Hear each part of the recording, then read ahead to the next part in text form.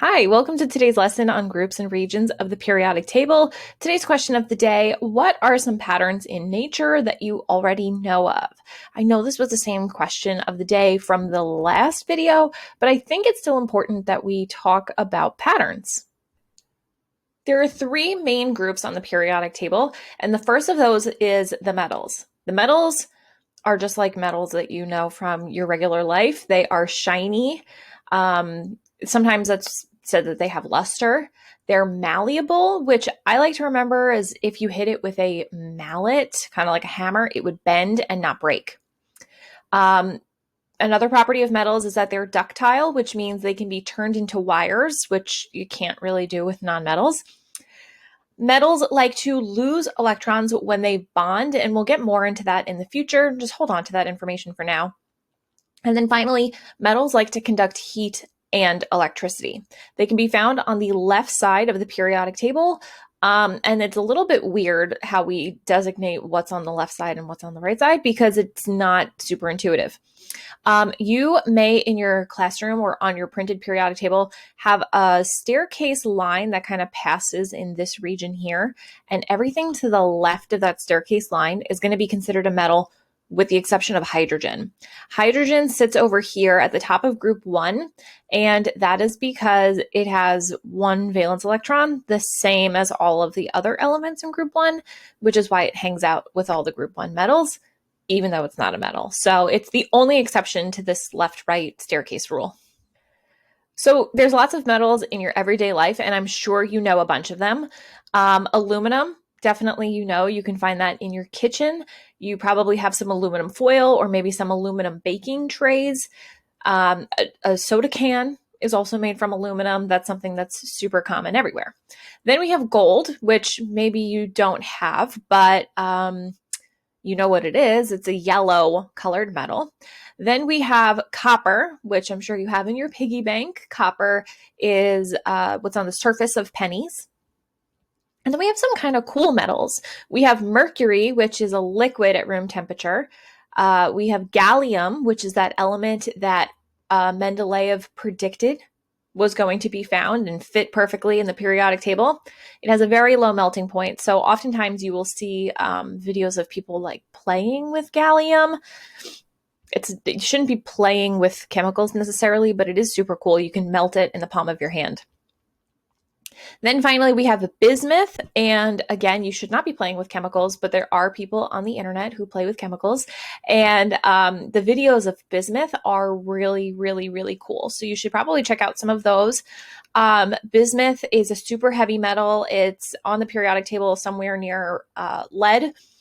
And it has these beautiful rainbow right angle crystals. I don't really know what its technical shape is, but it creates this beautiful rainbow crystal, and I love it. So here's just a few examples of metals. It is important to note that all metals have these properties in common, that they're shiny, they are malleable, they can be turned into wires. That's pretty much true for all of the metals. Some are more conducive than others to being turned into wires or being malleable, but they all are going to conduct heat and electricity very well. And then something else to note is that sometimes the symbol doesn't necessarily match the name. It's annoying, but it's because we speak the name of the element in English, but the symbol is going to be the same for all chemists all over the world. So a lot of them come from other languages. Very few of them come from German. Most of them come from Latin, because a lot of the metals, like gold, was discovered before the English language even existed. So that's why some of the symbols are kind of weird.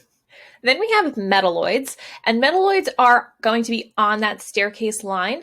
So the staircase line is going to pass underneath boron, underneath silicon, underneath arsenic, and underneath tellurium. So there's 6 in total metalloids.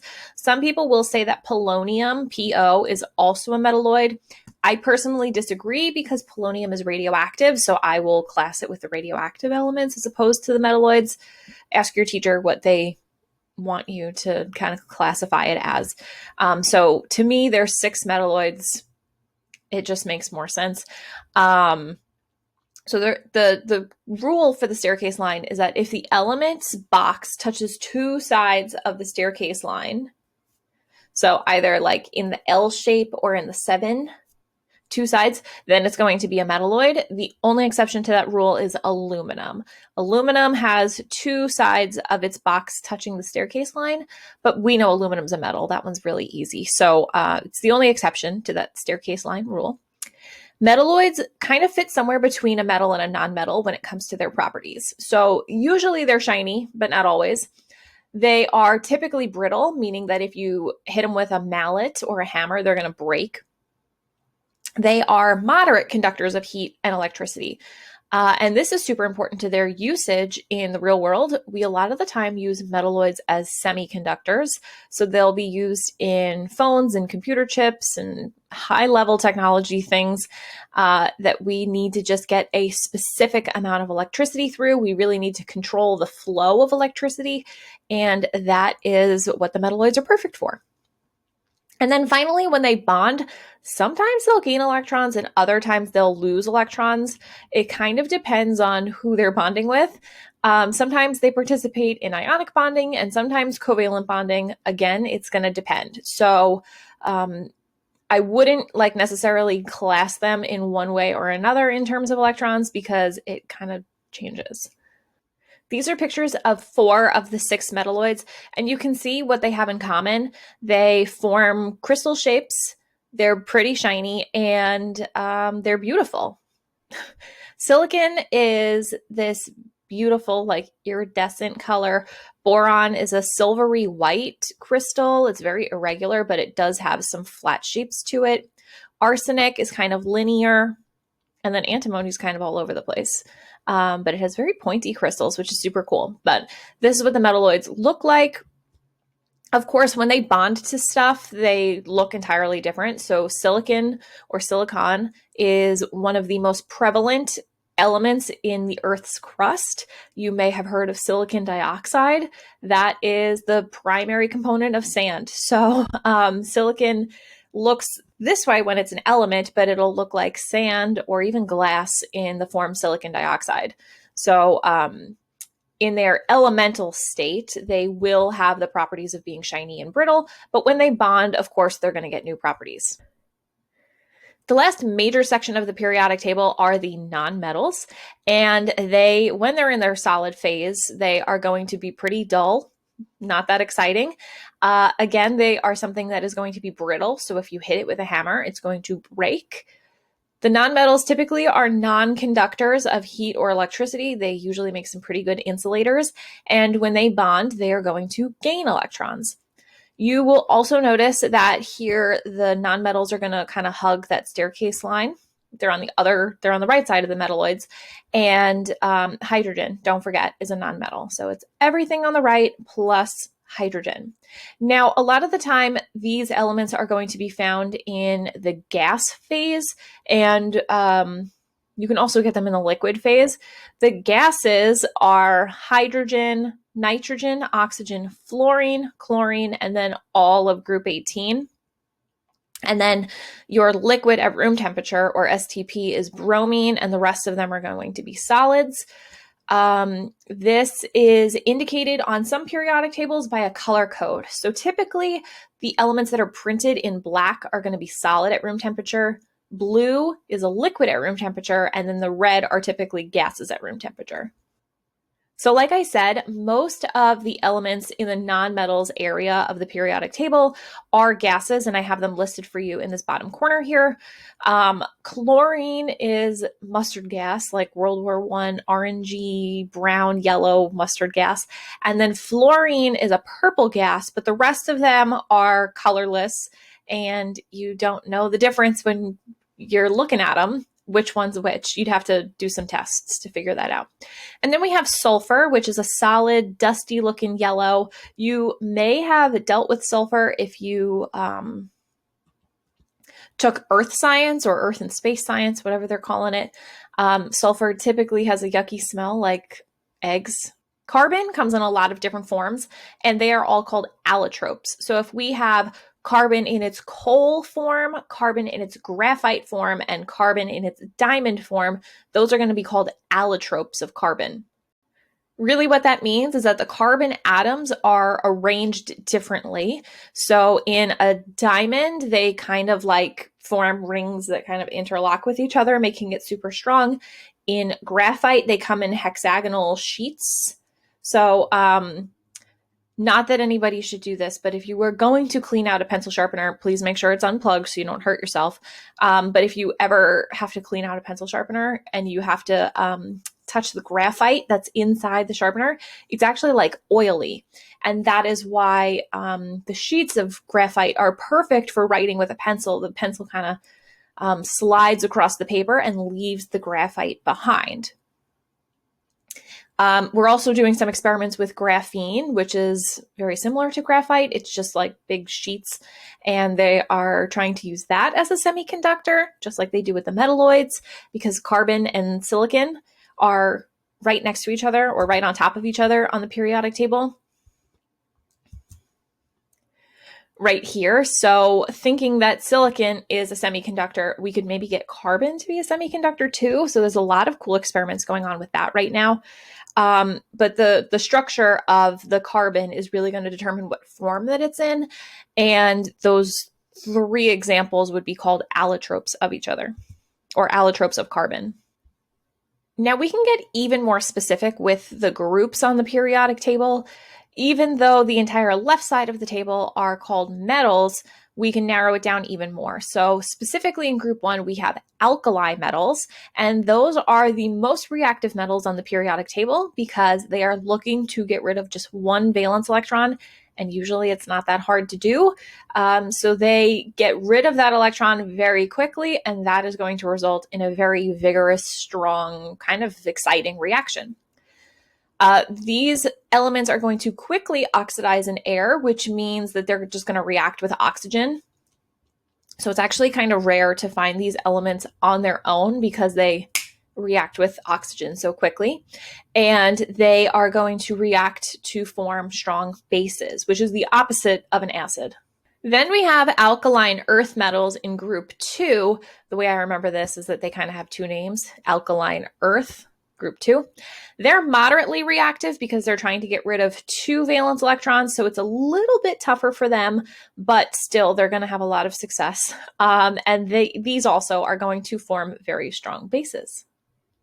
From groups 3 to 12, although some teachers will tell you only 3 to 11, we have the transition metals, and the transition metals are a little bit weird because when it comes to bonding, they can choose the number of electrons that they give away, which is going to be this line right here. They have multiple oxidation states. So if we look at copper,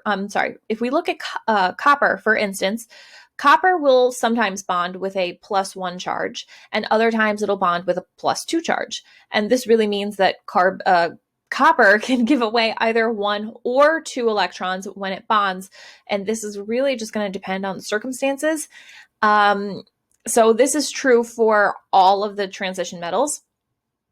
In this block, they can choose how many electrons they give away when they bond.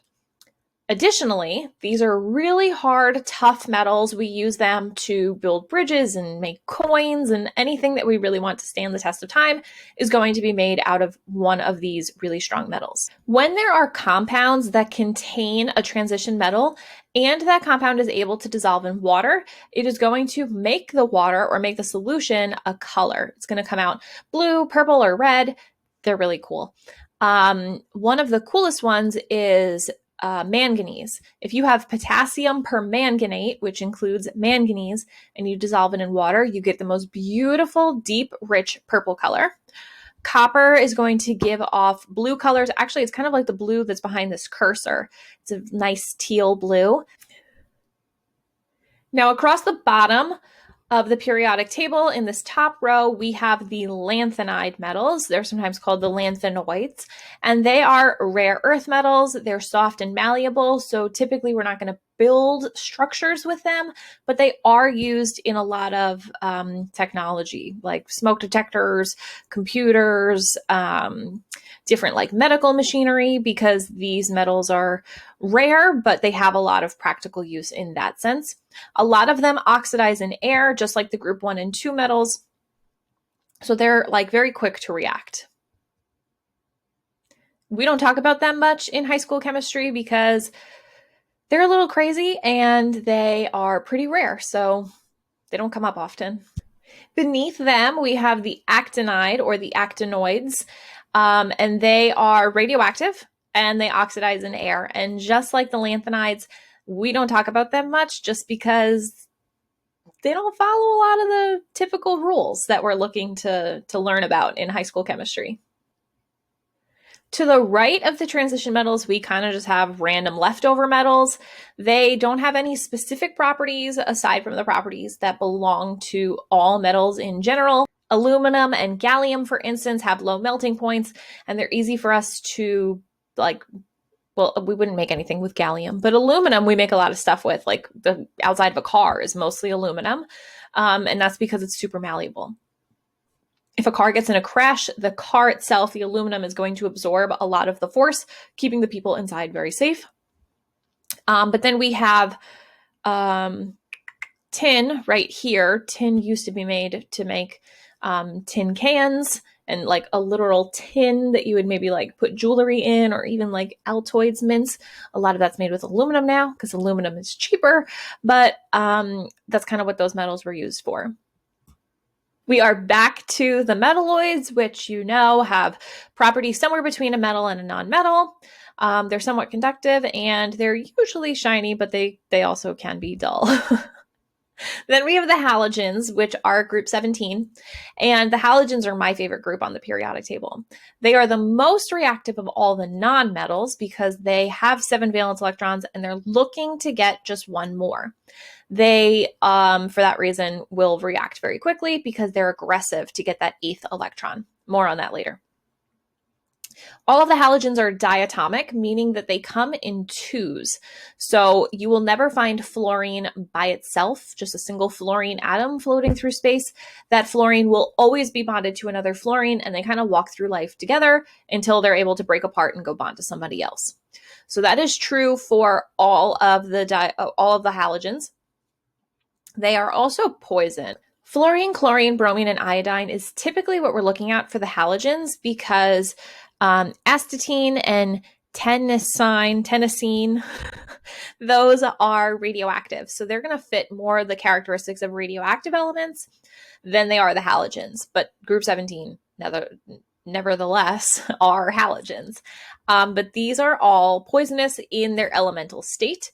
When they are bonded to something else, they are not necessarily poison anymore. Last up in group 18 are the noble gases.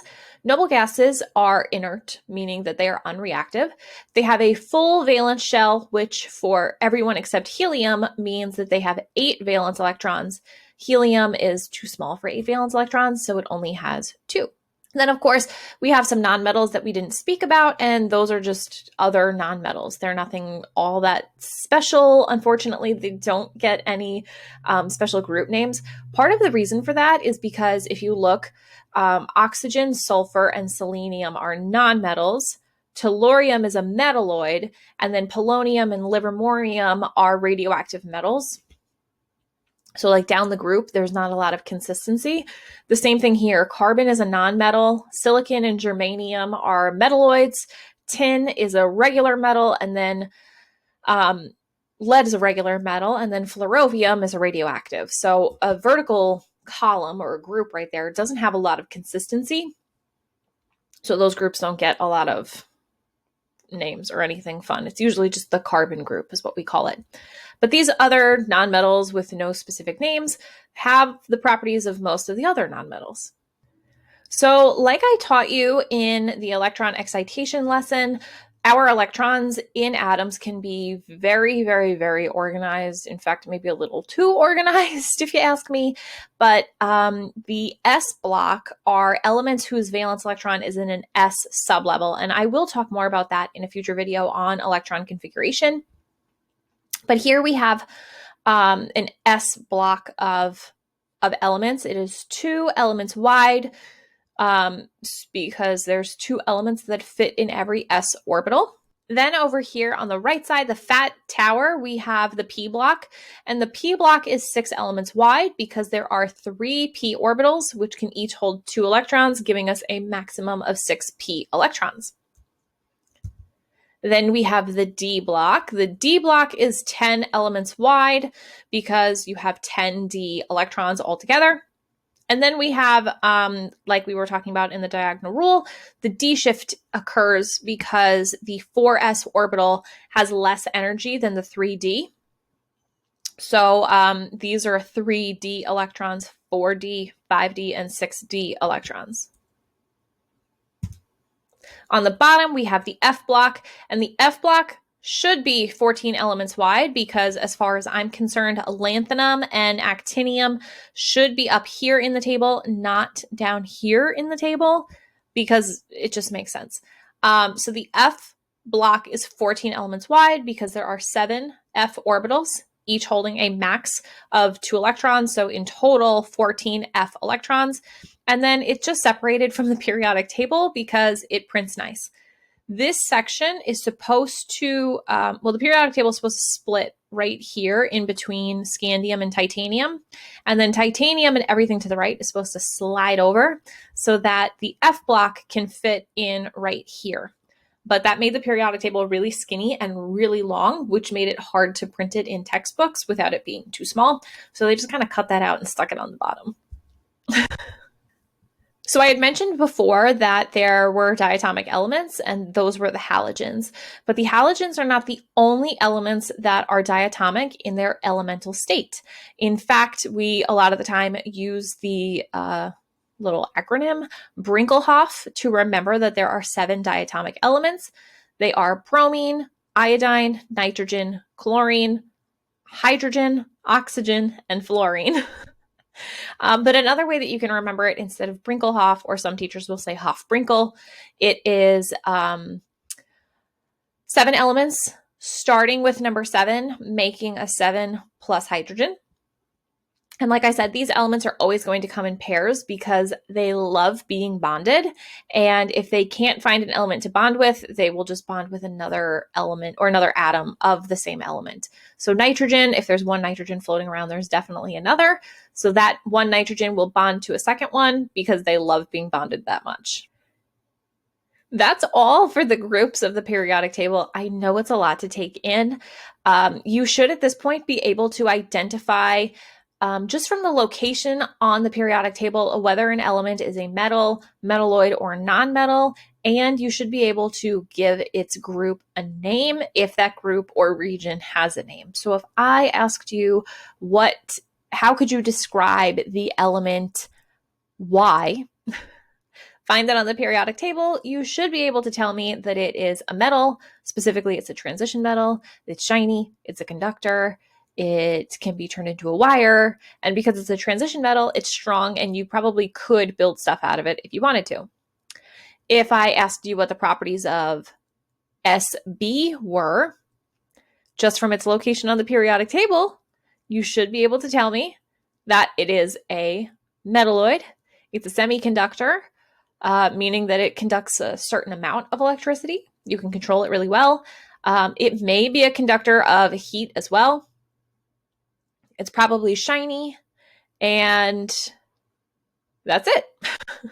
And then if I asked you, what are the properties of Br?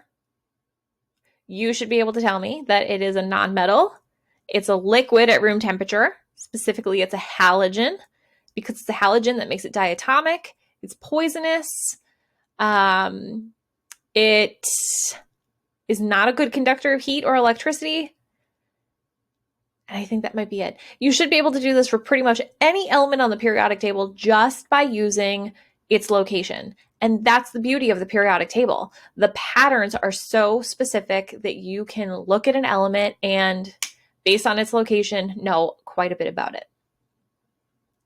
Please make sure to leave any questions you have in the comment section below the video. I would be happy to go back and answer your questions. Subscribe so you don't miss the next lesson, and I'll see you there.